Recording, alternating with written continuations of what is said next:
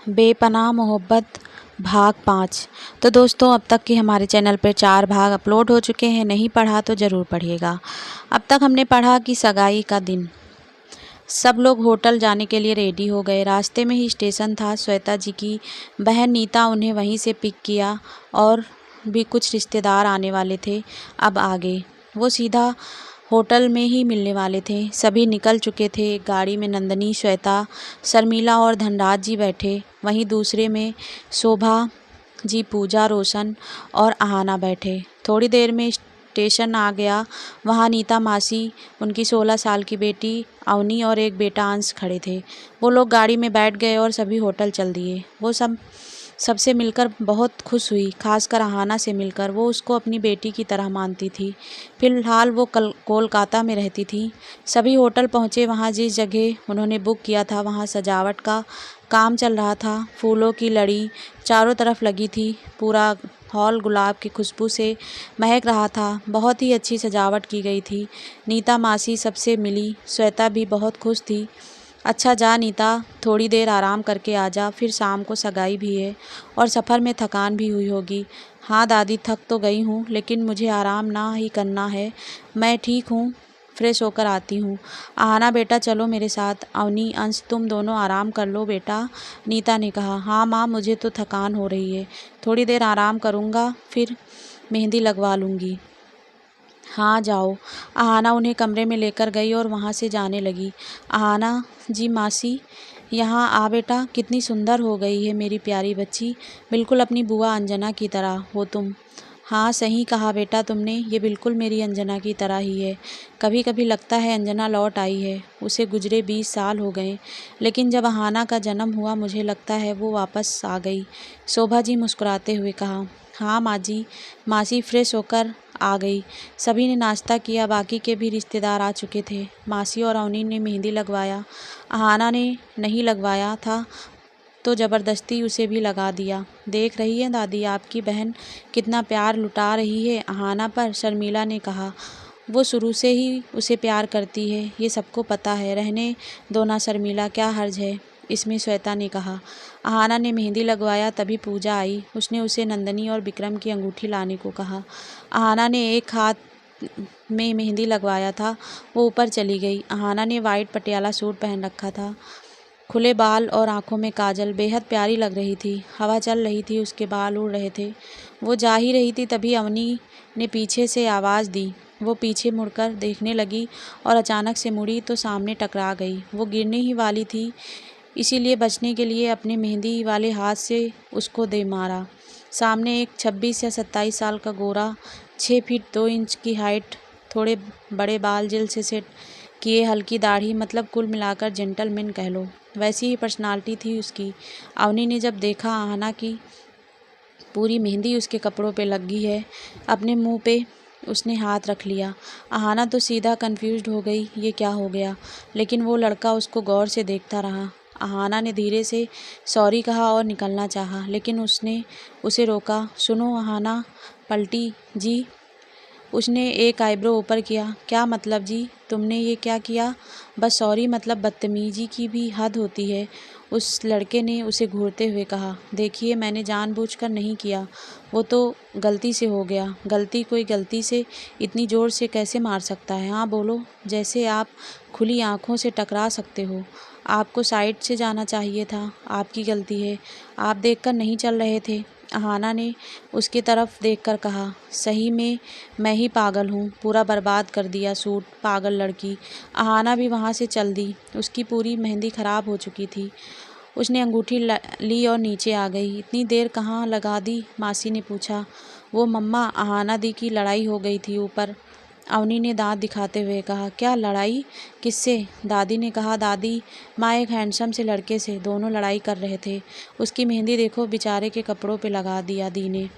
आहाना चुप हो गई। दादी और मासी दोनों हंसने लगे।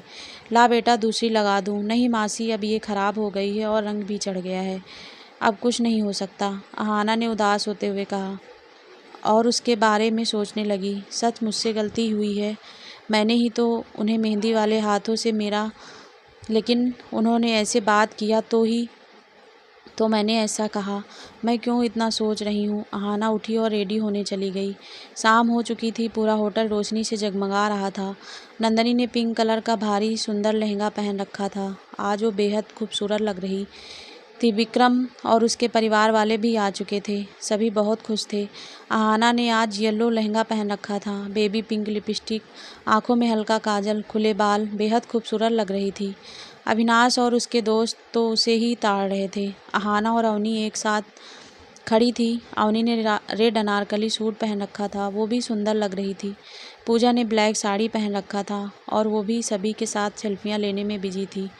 पूरी फैमिली एंजॉय कर रही थी। थोड़ी देर में पंडित जी ने दोनों को तिलक लगाया। मौली बांधकर, सर पे अक्षत डालकर अंगूठी पहनाने को कहा।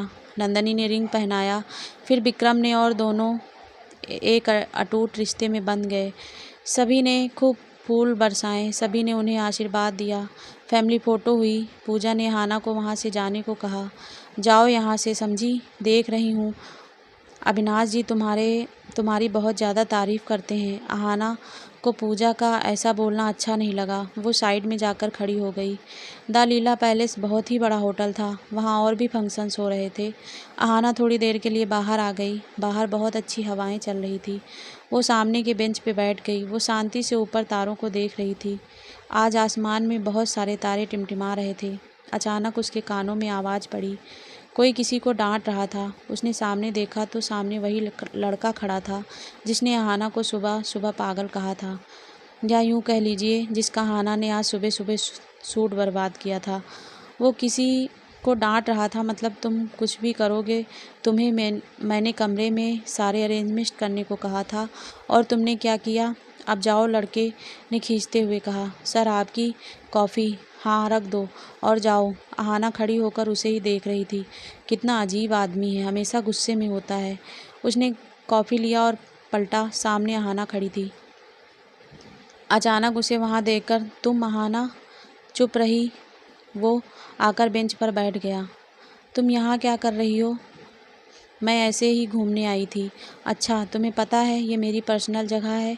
यहाँ सिर्फ मैं आ सकता हूँ और कोई नहीं आ सकता। लेकिन क्यों? क्योंकि मैंने सबको मना किया है। वहाँ थोड़ा अंधेरा होने की वजह से दोनों एक दूसरे का चेहरा साफ नहीं देख पा रहे थे। चाँद अब निकलने लगा था। चाँद की रोशनी में अहाना का चेहरा सोने सा चमकने लगा। तभी फ़ोन बजने लगा। शायद उस लड़के के फ़ोन पे किसी का कॉल आया था। उसने ब्लैक शर्ट और ब्लैक पैंट पहन रखा था। वो बात कर रहा था और अहाना को चाँद को निहार रही थी। अचानक से उसकी नज़र अहाना के चेहरे पे गई। उसके लंबे बाल हवा में उड़ रहे थे। पीले लहंगे में वो बिल्कुल किसी प्रिंसेस की तरह लग रही थी। वो अहाना की तरफ ही देखे जा रहा था। अहाना ने जब उसकी तरफ देखा, दोनों की नज़रें मिली। अहाना अचानक से झेप गई। उसे याद आया वो बहुत देर से यहाँ है, तो उठकर चली गई। अहाना बेटा, कहाँ थी तू? बस यहीं थी मासी, मुझे सब पता है तू क्यों गई थी।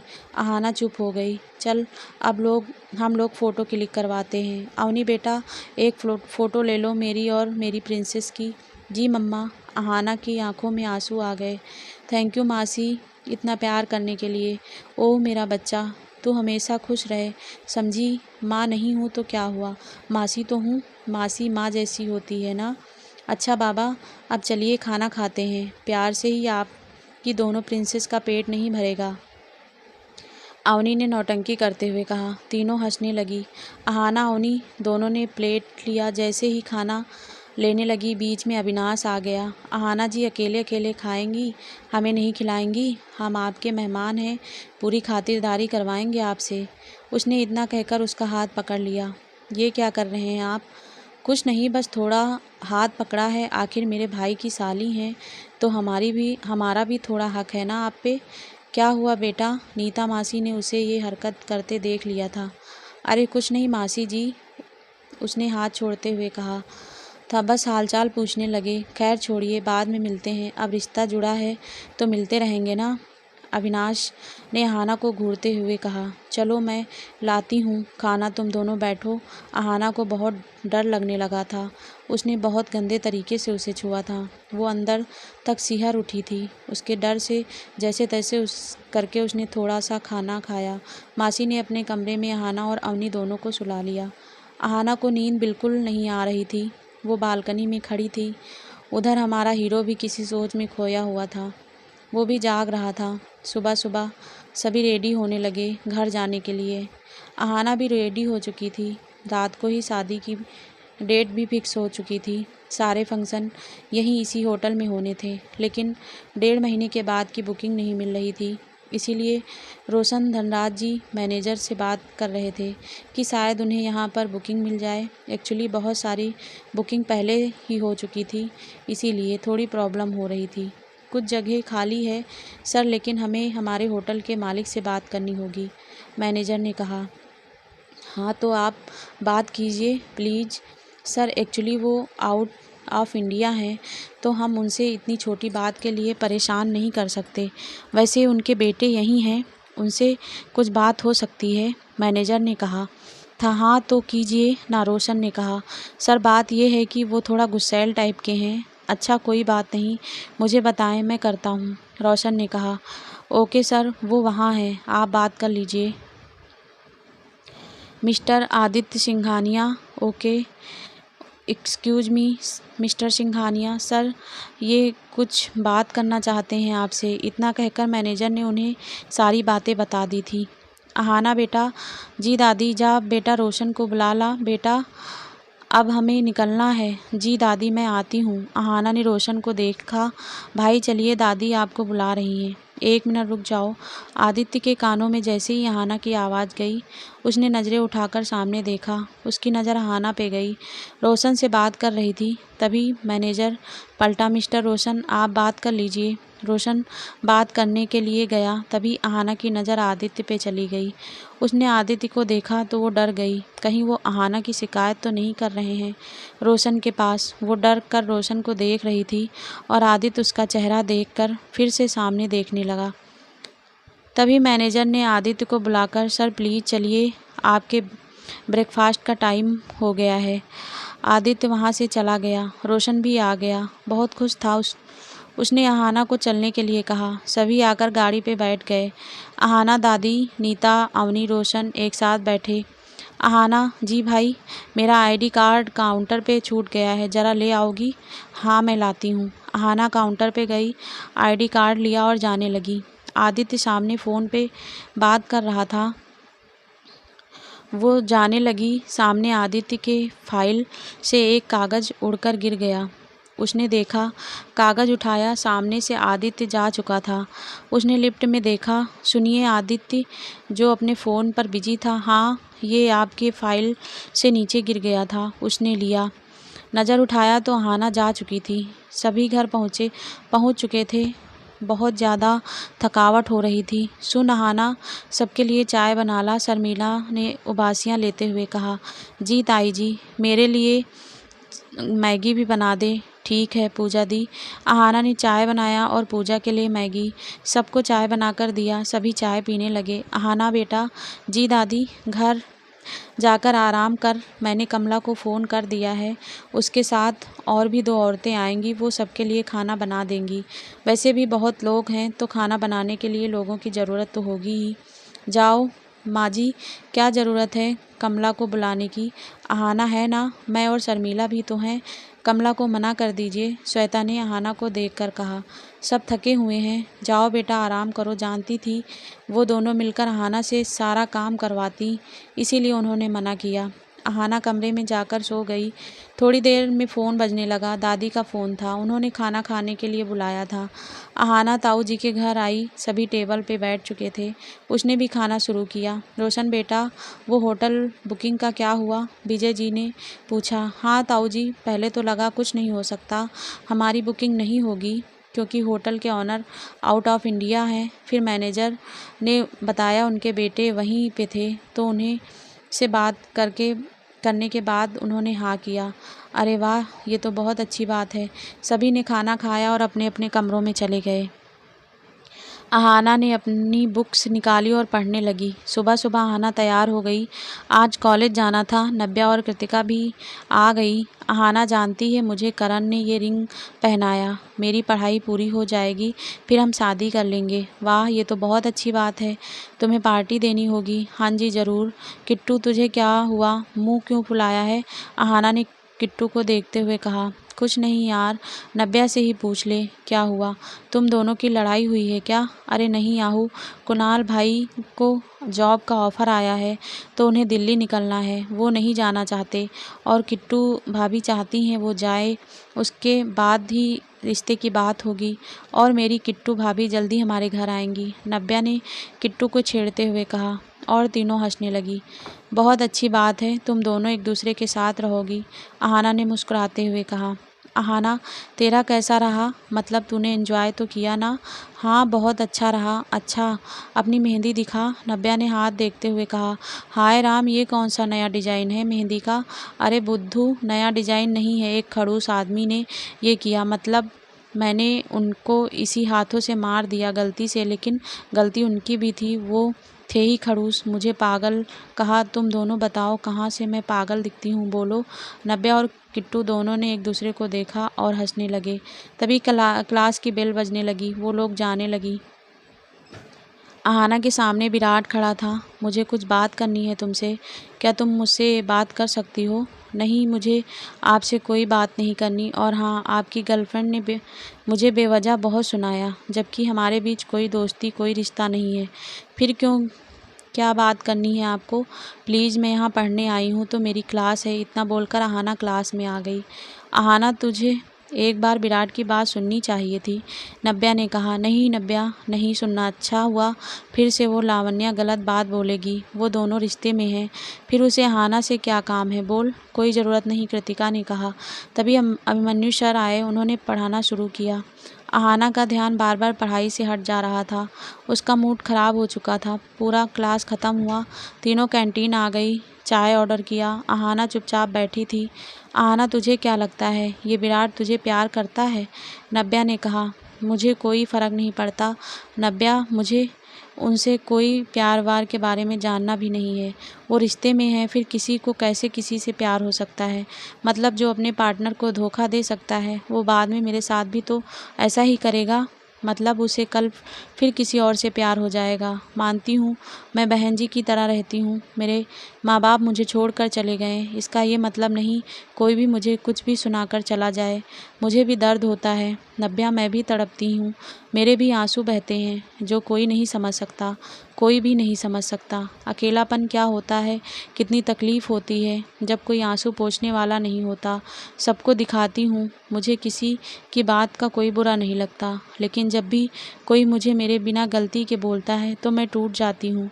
अहाना बोलकर रो रही थी। Ahana, I am sorry, please रो मत यार, तुझे हमारी कसम, नव्या ने बोलकर अहाना को गले लगा लिया। किट्टू, चल चलते हैं। अगली क्लास में तीनों चली गई। सारी क्लास ख़त्म हो चुकी थी। तभी अभिमन्यु सर आए, उन्होंने सभी को कुछ असाइनमेंट दिए और कुछ प्रोजेक्ट दे दिए। उन्होंने प्रोजेक्ट जो कि दूसरे कॉलेज में प्रस्तुत करनी है, जिसका भी प्रोजेक्ट अच्छा होगा वो आगे जाएगा, जिसका बेस्ट होगा वो होगा विनर। अब एक नई चुनौती आ चुकी थी तीनों के सामने। तीनों ने एक ही प्रोजेक्ट में काम करने का ठाना। एक्सक्यूज़ मी सर, क्या हम तीनों एक ही प्रोजेक्ट में पार्टिसिपेट कर सकते हैं? अहाना ने अभिमन्यु सर से पूछा। अभिमन्यु सर ने मुस्कुराकर अहाना को देखा। हाँ ज़रूर, इनफैक्ट तुम 5 लोग भी एक प्रोजेक्ट में काम कर सकते हो। जी नहीं सर, हम 3 लोग ही हैं इस प्रोजेक्ट को करना चाहते हैं। All the best, Abhimanyu sir ने मुस्कुराकर कहा और तीनों का नाम नोट कर लिया। अहाना, चल यार, आज मौसम अच्छा है, मुरारी भैया की दुकान की चाय और पकौड़े अच्छा तू सस्ते में निपटना चाहती है, किट्टू ने हंसते हुए कहा। अब तुम दोनों में क्या सस्ता क्या महंगा, तुम दोनों तो ननंद भाभी हो। ये तो सही कहा तूने। आहू, चलो। अब तीनों पैदल चलकर मुरारी भैया की दुकान तक गई। तीनों ने ये चाय पिया, पकौड़े खाए, बातें करती हुई ऑटो स्टैंड पहुंची। वहां से तीनों ने ऑटो लिया। रास्ते में बहुत जाम लगा था, ऑटो रुकी हुई थी। अहाना बाहर देख रही थी, तभी एक गुब्बारा लिए हुए 10 साल का बच्चा आया और गुब्बारे लेने को बोलने लगा। अहाना को उस पर बहुत ज़्यादा दया आ गई। उसके पास ज़्यादा पैसे नहीं थे, इसीलिए उसने 2 बलून्स लिए। वो बच्चा चला गया। अहाना उसे देखती रही, उसे बहुत बुरा लग रहा था। सामने काले रंग की गाड़ी खड़ी थी, उस बच्चे ने सारा बैलून उस आदमी को दिया। अहाना के चेहरे पर मुस्कान आ गई। बच्चा भी बहुत खुश हुआ। अहाना ने देखा वो आदमी और कोई नहीं आदित्य था। उसके चेहरे पर एक मुस्कान थी। अहाना भी मुस्कुराने लगी। क्या हुआ अहाना, तू खुद ब खुद क्यों हंस रही है? किट्टू ने उसे देखते हुए कहा। कुछ नहीं, बस यूं ही। ऑटो निकली। थोड़ी देर में अहाना घर पहुंची। घर आकर सोफे पर पसर गई। तभी दादी आ गई। बेटा चलो फ्रेश होकर आ जाओ, खाना लगाती हूँ। जी दादी माँ, आती हूँ। उसने कपड़े चेंज किए, बालों को मोड़कर क्लिप लगाया। नीचे दादी ने खाना लगा दिया था। तभी रोशन भी आ गया। और मोटू क्या चल रहा है? अपने भाई को भूल गई, अकेले अकेले खाए जा रही है। भाई मैं क्या आपको मोटू लगती हूँ? नहीं, तू तो मुझे भुक्कड़ लगती है। दादी हंसने लगी। दोनों के नोकझोंक से दादी, हाँ बेटा। दादी, विक्रम जी की फैमिली ने पहाड़ी वाली माता जी के मंदिर में पूजा करने के लिए हम सभी को आने को कहा है। रोशन ने कहा। हाँ तो कब बोला है उन्होंने वहाँ आने के लिए? 1 हफ्ते के बाद का दिन उन्होंने कहा। अच्छा बेटा, ठीक, तो हम सब लोग चलेंगे, इसी बहाने घूमना भी हो जाएगा। ठीक है दादी, अब मैं चलता हूँ। ठीक है बेटा। दादी आप भी चलिए, कुछ बात करनी है माँ को आपसे। ठीक है बेटा, आती हूँ। दादी चली गई। अहाना उठी, बर्तन धोए, रूम में आकर बालकनी में खड़ी हो गई। उसकी बालकनी के सामने पेड़ पौधे लगे हुए थे। बेहद ही सुंदर नज़ारा दिखता था। वहाँ से उसने अपने असाइनमेंट बनाने शुरू कर दिए थे। बनाते बनाते रात हो गई।